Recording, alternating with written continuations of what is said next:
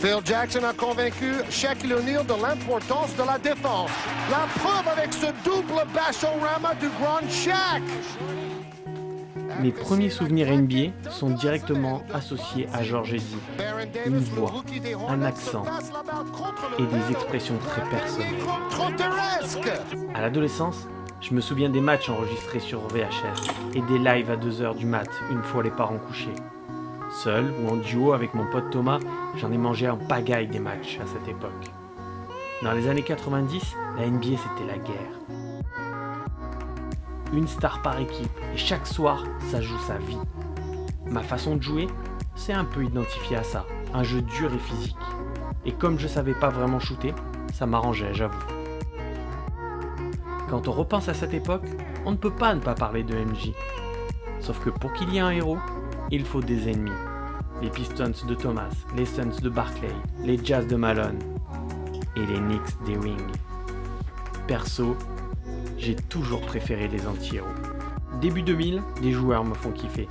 Kobe, alias Black Mamba, ou l'ombre du GOAT, une vraie machine au mental d'acier. Shaq, le joueur le plus destructeur et le plus fun que la NBA ait connu. Iverson, ce gars-là m'a prouvé que la taille n'est pas un problème. Zéro peur. Tipeee, un Français champion MVP des finales. Qui aurait pu croire ça? Incroyable. Vince Carter. S'il y a un dunk à retenir, c'est le sien contre ce pauvre Weiss. Chut, admire. Qu'est-ce que c'est que je te passe, Vince Carter? Il est monté sur les épaules de Weiss. À cette époque, mes souvenirs NBA s'associent plus au All-Star, où le défi est, tel un Battle Royale, de rester réveillé jusqu'à la fin du match. Une action quelque peu compliquée, pour certains, pas vrai petit frère.